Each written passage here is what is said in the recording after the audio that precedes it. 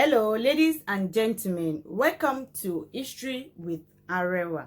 On today's episode of Misconceptions about Yoruba history and history in general, I want to talk about Aalafin Orompoto that is said to be the first female and only female ruler in Oyo.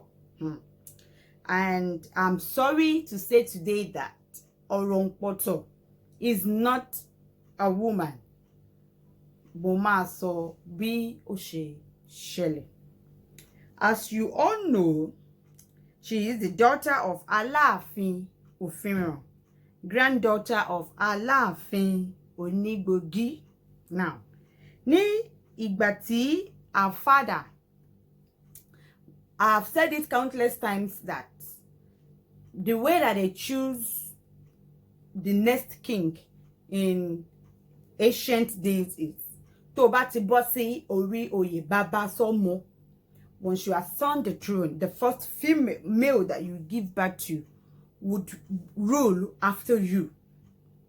O lè ti bí ọmọ púpọ̀, numerous children, males or female children, before you ascend the throne. But once you ascend the throne, gbogbo olórí máa máa lé láti kọ́kọ́ jẹ́ ẹni tó máa kọ́kọ́ bí ọmọ ọkùnrin, torí tó mọ̀ gbogbo bá gbèsè ohun tó bá kan léyìn ohun ni ó máa jẹ́. Now, when our father Aalafin Ofinran was on throne, gbogbo àwọn ìyàwó ọba obìnrin ni wọ́n bí. Gbogbo wọn bí ọmọ obìnrin.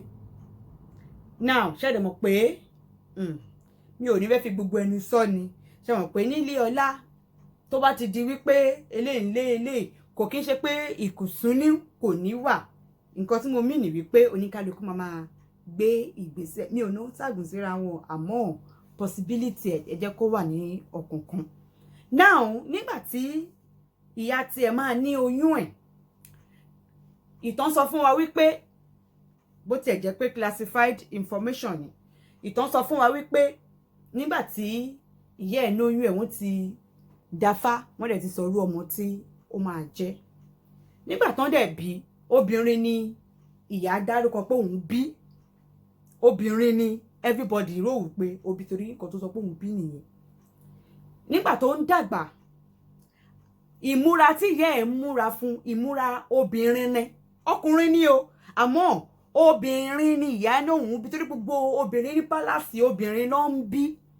Tó wọ́n bá wá bímọ tó bá lọ́kùnrin ló ń bí, ṣọmọ pé wọ́n máa lépa tó ń ṣe fẹ́ mú kúrò ń bẹ́ẹ̀. Torí ìyàwó àgbígbẹ̀yìn ni ìyá ẹ̀. So nígbà tí ìyá ẹ̀ bímọ, wọ́n lóbìnrin ló bí, àmọ́ ọkùnrin lọmọ yẹn. In fact, wọ́n tọ́ ọmọ yẹn ní inú ààfin lọ́yọ̀ọ́. Ìlú ìyá rẹ̀ ni ìyá gbé ọmọ ẹ̀ lọ. Àmọ́ nǹkan tó kúrò, obìnrin ni gbogbo everybody ti mọ̀ wípé ó bí.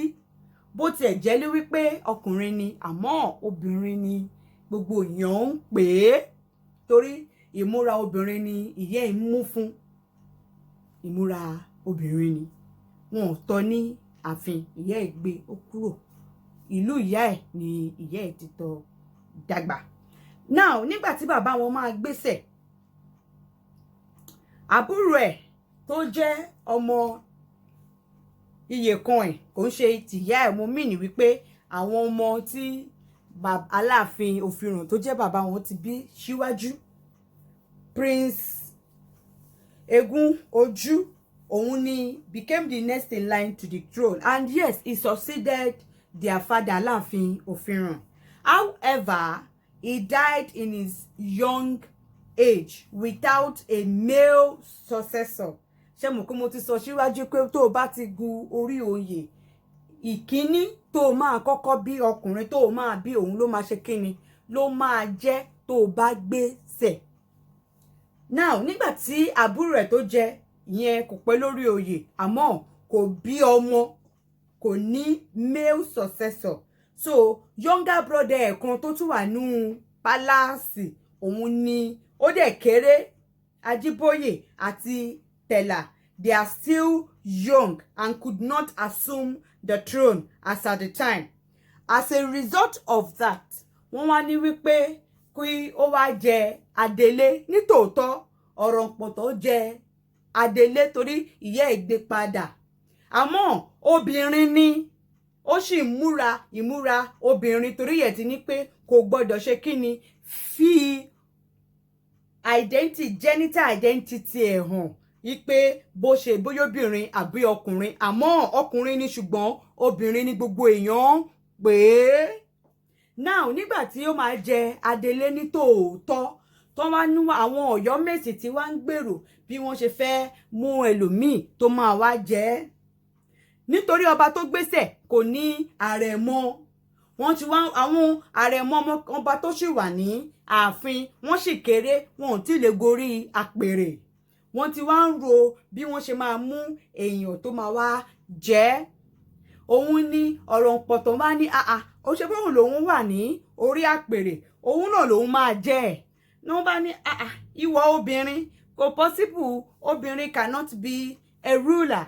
And then that was what brought about she telling them that they should go ahead with the preparation of the coronation to actually turn her from a regent to a real king.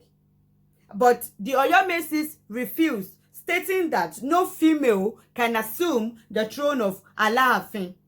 But she said they should go ahead with the preparation. They should just, after the whole preparation in 7 days time, normally, tó bá fẹ́ ṣe coronation ọba, ó máa ń gbé ara jì sí ilẹ̀. After 7 days, wọ́n ṣe máa mú wọ ìpèbí. Now, nígbà tó máa tó ọjọ́ keje náà, ó bọ́ ọ̀tá, ó fara ẹ̀ràn pé òun ò ń ṣe obìnrin o, ọkùnrin ni òun ló ṣe máa ń kì ní oríkì soko ṣòbò ṣòbò ṣoko. Àmọ́ àṣírí yẹn kò tú sí ìta. Àṣírí ńlá ni àṣírí náà kò tú sí ìta. Àmọ́ ìbí tí ìyá ẹ̀ bí, ìbí ọkùnrin ló bí, kò kí ń ṣe obìnrin. Nítorí nǹkan tó ń ṣẹlẹ̀ láàfin tí gbogbo àwọn ayaba ń lépa ara wọn kiri láti kọ́kọ́ rí pé èmi mo fẹ́ bí ọkùnrin, èmi ni mi ò fẹ́ bí ọkùnrin, ni ìyá ẹ̀ ṣe fi identity ẹ̀ fi pamọ́. Nítorí wọ́n ti ṣe kí ni àsọsílẹ̀, Ifá ti sọ ọ̀rọ̀ síwájú kí ìyá ẹ̀ tó bí. So Orompoto níyàn ò kí ń ṣe obìnrin o, ọkùnrin ni. Àmọ́ àṣírí ńlá ó wà ní ìdí ẹ̀.